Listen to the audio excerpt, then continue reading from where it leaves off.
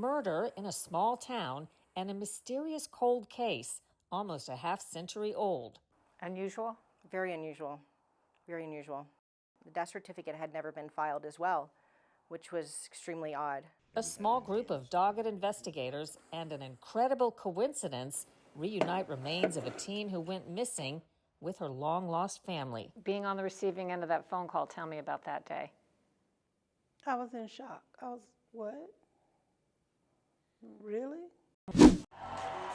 When Zoran Mamdani won the mayoral race in New York City last week, it signaled some significant changes for America's largest city.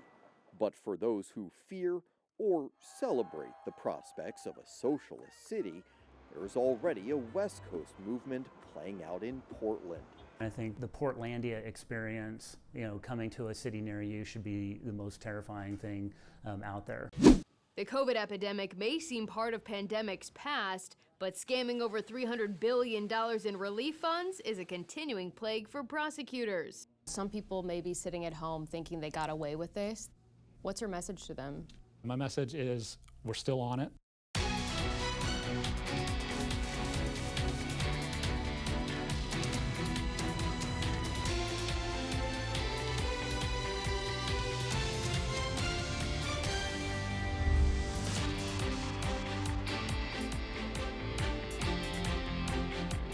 Welcome to Full Measure. I'm Sharyl Attkisson. We begin today with a fascinating true-life cold case story that teaches us about the power of determination and how every life matters, even sometimes to strangers. For Dorothy May Strickland, a 17-year-old who vanished one humid summer night in Florida back in 1979, the dust had long settled on her murder. Her skeletal remains, shuffled between labs and storage, sat unidentified and unburied for 45 years until a chain of coincidences that would finally bring her home. Our remarkable story begins 2 years ago at Millennium Cremation Service in Vero Beach, Florida, when funeral director Rachel DeLashmutt got a call about the skeletal remains of a murdered girl. We received a call from Indian River County Human Services, who they oversee indigent cremations, that we were to pick up the remains of a young woman who was at the medical examiner's office. After reviewing the paperwork, we found she had been there for over 40 years. Unusual? Very unusual. Very unusual. The death certificate had never been filed as well, which was extremely odd. What was the name on it? Dorothy May Strickland. No family to collect, no family to order a death certificate, no family to write an obituary. We were instructed to hold on for 120 days to the cremated remains and then scatter at sea. What stopped you from just doing that without anything further? It just didn't feel right. Something inside of me just said, there's got to be family. There's got to be someone out there that knows her. She couldn't find any obvious trails leading to a local family member of Dorothy Strickland, age 17 when she disappeared. Months later, DeLashmutt mentioned the dilemma to a client.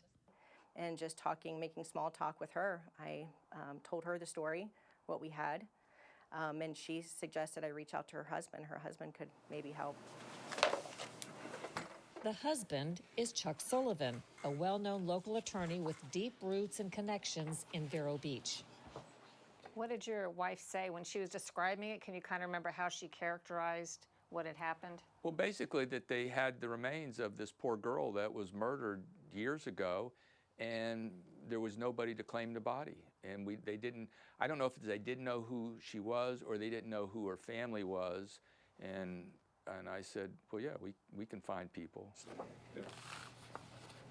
Sullivan started digging into records, databases, and contacted Indian River County Sheriff Eric Flowers.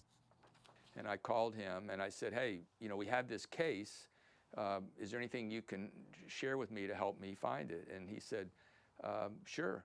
So I was at lunch at a local restaurant and I was approached by Chuck Sullivan. Can you help me get some old records from the sheriff's office? And I said, yeah, of course. And so I reached out to our records section and I said, hey, whatever Chuck needs, make sure he gets it. Any records on Dorothy Strickland's murder were held here in the sheriff's cold case files. In charge of that office, another acquaintance of Chuck Sullivan's, and some are empty like this one. longtime detective Ed Glazer. So the sheriff calls me and says, hey, Chuck, who obviously well known in the community, is interested in Strickland. I said, the only thing I don't think has ever been done, and I'll do it today, or start, it is looking for her school records. And we had it enhanced. Glazer contacted the school system and asked them to look for family contacts by searching records under the name Dorothy Strickland. Dorothy might have attended school in the county. He also thought to ask clerks to look under the name Clowers, the maiden name of Dorothy's mother, also named Dorothy. And though nothing turned up, that name search turned out to be a fateful and pivotal idea. Probably within a week, maybe, a lady calls me from the school system and says, hey, you know that I just had a gentleman asking for his school records in Indian River County, and he used the name Dorothy Clowers as his mother. I went, really? You're kidding me. I mean, it's just so coincidental. A coincidence almost unbelievable. After 45 years, another caller asking the school system about the same name, Clowers, within a week of Glazer. Between the clerks and his own detective work, Glazer located the caller on the other side of the state in Lee County, Florida, and called him on the phone. I said, this is Ed Glazer with the Indian River, Florida Sheriff's Office, and I'm doing cold case. I ask you one question, does the name Dorothy Strickland or Dorothy Clowers mean anything to you? And literally the phone went really quiet, and he, a couple of minutes later, not a couple minutes, a couple seconds later, so felt like minutes, says, she was my baby sister. And I'm like, what? Both of us are like, what? What are you calling me for? And I said, wait a minute now, we need to slow down. You remember anything about her disappearance?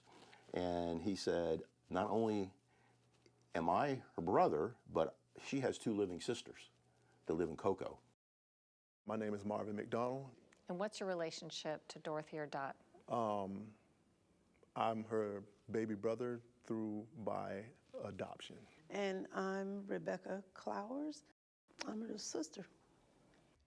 It just so happened that McDonald called the school district looking for his own records under his mother's name, Clowers, shortly after Detective Glazer's call to the school system. His mind reeled as Glazer explained to him that Dorothy's remains were in Vero Beach. That point on, that phone call, it was like an out-of-body experience almost, because it was just weird. It just kind of like opened up old wounds and everything and brought some memories back and stuff. And after that, I called my wife and called my sister and stuff and started letting everybody know what was going on. Being on the receiving end of that phone call, tell me about that day. I was in shock. I was, what? Really?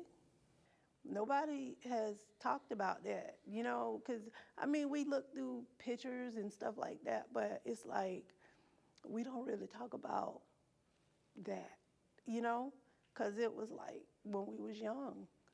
So I guess we just put it out of our mind because it's been so long. And my mom never talked about it. The memories of Dorothy's disappearance in 1979 are fuzzy. I just remember the police were at our house that day, and everybody was upset, and that's really all I basically remember from that. And then we was told she was gone, and after that I'm 5, so really wasn't too much else I could do or know. A scratchy photo is the only image we have of Dorothy today. Piecing together her last moments, Detective Glazer says she'd partied with cousins at a bar in nearby Fort Pierce, hitched a ride home with 2 men, then decided to go back out after midnight, never to return. He seems to remember the pine trees, the bees. Then 7 months later, in February 1980, hunters stumbled on her skeleton here, partly covered in foliage. The detective who first reported to the scene back then pointing out the spot for us today. We came back here and they showed me the body. Actually, it was just laying in the dirt. Dorothy's identity was confirmed through a ring and dental overbite. The family moved on, burying the grief amid subsequent tragedies. 2 other siblings also murdered over the years in unrelated incidents. Now, after all this time, Dorothy's remains are finally in the hands of her loved ones. And I'm just glad that they brought our sister back to our family. Yep. A series of coincidences and determination bringing a long-lost sister home to her family 45 years later, thanks to people who never met her and a funeral director who chose not to bury unanswered questions. God's grace, just how everything fell together. Everybody had a part, how everybody had a part in it, and how, I mean, it was just amazing how it all just, pieces fell into place where they should have been. As for who murdered 17-year-old Dorothy Strickland, the investigation is still open and now active with Detective Glazer on the case. Ahead on Full Measure, socialism shift, why some Americans no longer see the ideology as taboo.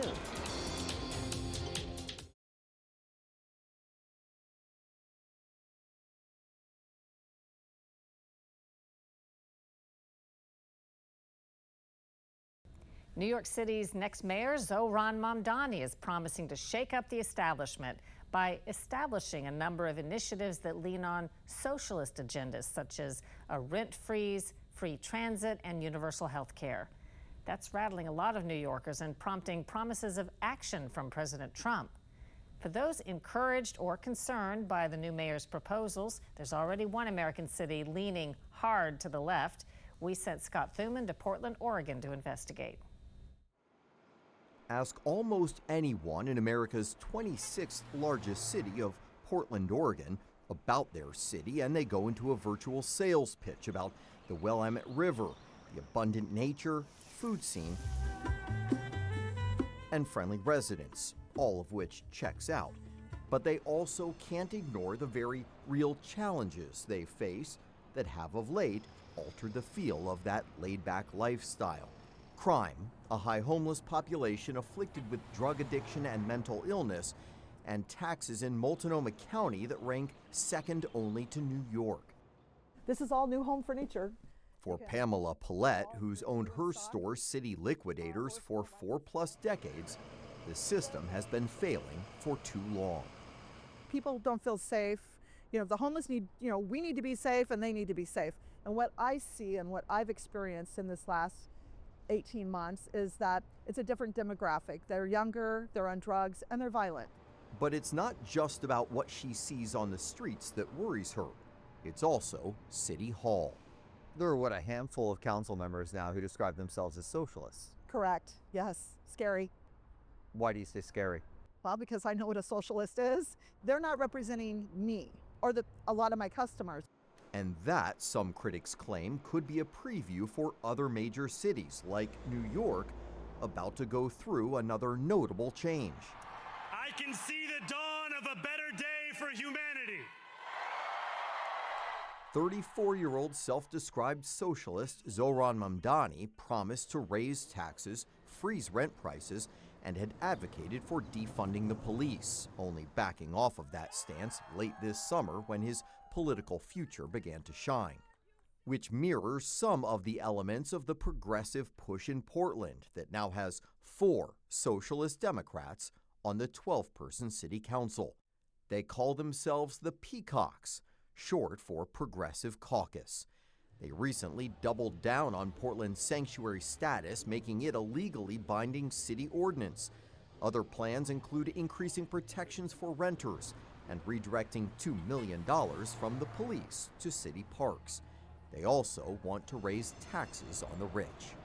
Army veteran Mitch Green is among them and says that label, socialist, is often misinterpreted. Would you describe Portland as a socialist city?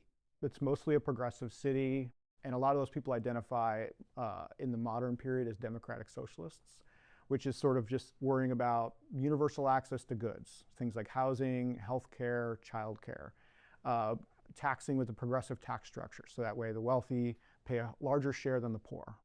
And then what do you say to critics who look at a lot of socialist programs and ideas and say, well, it's just more free stuff for more people that other people have to pay for? I would just say that everyone is currently paying for the costs of underinvesting in those resources. And so we can pay up front and provide a meaningful life for everyone, or we can pay on the back end where people have suffered and it's probably more expensive. Though some business owners say with high taxes, a 35% vacancy rate downtown, and one of the lowest police to population ratios in large cities in the country at 1.26 officers per 1,000 people, they simply can't afford more expensive social programs. On the streets of Portland, debate over the socialist movement. I am all for socialism. As you said, that they're new. There's a huge learning curve on that council because they're a bunch of noobs and they're all learning how to work together. Am I a Democrat? Yes. Do I believe in what they're doing? Absolutely not. Dan Mason is one of Oregon's representatives to the Republican National Committee. I think a lot of the big government Democrats have been running Portland for a lot of years, and we have gone backwards. We've lost employers. The quality of life is continuing to deteriorate. What do you think of the idea of having 4 people who say they're socialists on the city council? No, it's terrifying because I think it's anti-capitalist, anti-free enterprise, and that's not going to attract the small business, the small restaurant, all the different things that made Portland great. The councilman we spoke to talked about a kind of a coast-to-coast movement or revolution for socialism, whether it's here in Portland or whether it's in New York City with Mamdani. The Portlandia experience, coming to a city near you should be the most terrifying thing out there, because especially if you live on the East Coast, if you live in the South, you can look at all of the experiments that the city government has tried to pull off and see it hasn't worked. You're saying if you're in a city anywhere else in the country and it starts to feel like Portland, they should be concerned? Absolutely. So just how far and wide could concerns be over socialist cities? Well, if members of the Democratic Socialists of America on city councils, including in Portland and New York City, are the beginning, there are at least 8 other cities with socialist or so-called progressive representatives on their councils. For Full Measure, I'm Scott Thuman, Portland, Oregon. Coming up next on Full Measure, COVID criminals still cheating us out of our tax money by the billions.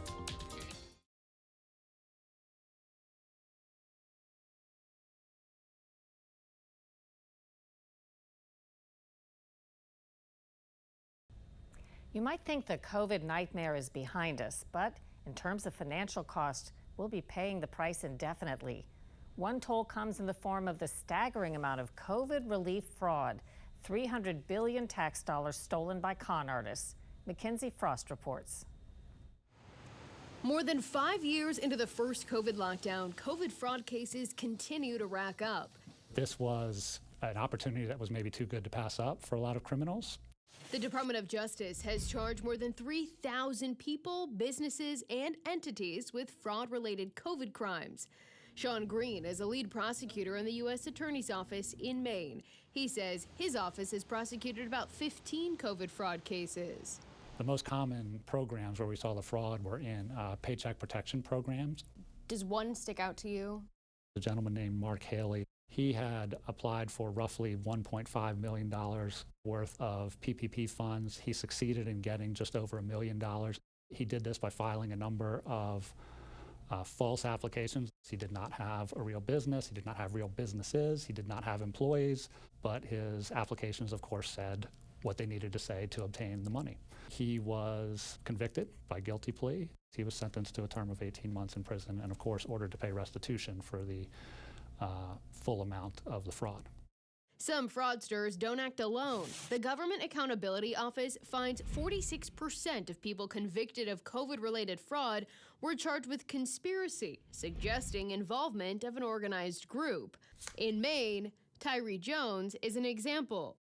What Mr. Jones did is he went around New England, particularly Maine and New Hampshire, recruiting people he knew, saying essentially, hey, I can get you money from the government. All I need from you is your social security number, some of your personal identifiers.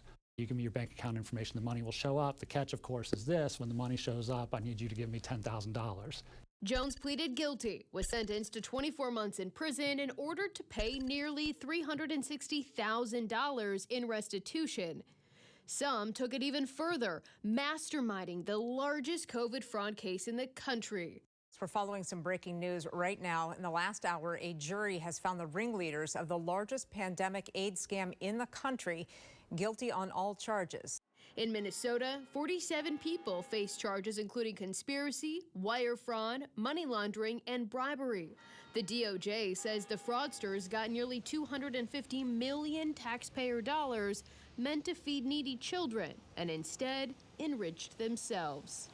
And fortunately, legally, the statute of limitations has been extended to deal with two areas, particularly the Paycheck Protection Program fraud that I mentioned a moment ago, but also economic injury disaster loans. What do you think motivated these criminals? Opportunity and greed. The same thing that motivates anyone for any financial crime, I suppose. You had really a once in a generation, more than once in a generation disaster, a need for money to go out immediately. The application process was not particularly difficult. The applications were submitted online. They were submitted to third-party lenders who would underwrite and issue the loans, and they were fully backed and guaranteed by the SBA, the Small Business Association. And so the money went out rather quickly with limited scrutiny. Are these people who are computer whizzes, or are they average Joes? The cases we've had have certainly not been criminal masterminds. These were internet portals where people could type in information, provide some false substantiation that could be done just by doctoring some basic documents. And it really wasn't very sophisticated crimes. Because we are 5 years out from the start of the pandemic, and some people may be sitting at home thinking they got away with this, what's your message to them? My message is we're still on it, we're still working it. When we have the evidence and we can convict people of these crimes, we do and we will. In all, investigators say fraudsters managed to get their hands on $300 billion in COVID assistance, and the public may never know the full scope of the scams. For Full Measure, Mackenzie Frost in Portland, Maine. And after a break, what's ahead next week on Full Measure?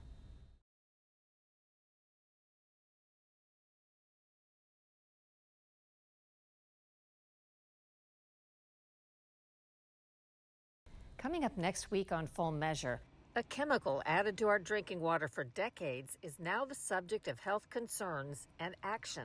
It is a poison, and folks don't know that. There are many studies on the other side saying that there is no risk that comes with fluoride.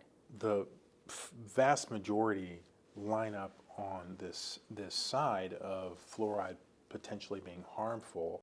Our continuing investigation into the potential dangers of fluoride next week on Full Measure. Until then, we'll be searching for more stories that hold powers accountable. Thanks for watching. I'm Sharyl Attkisson.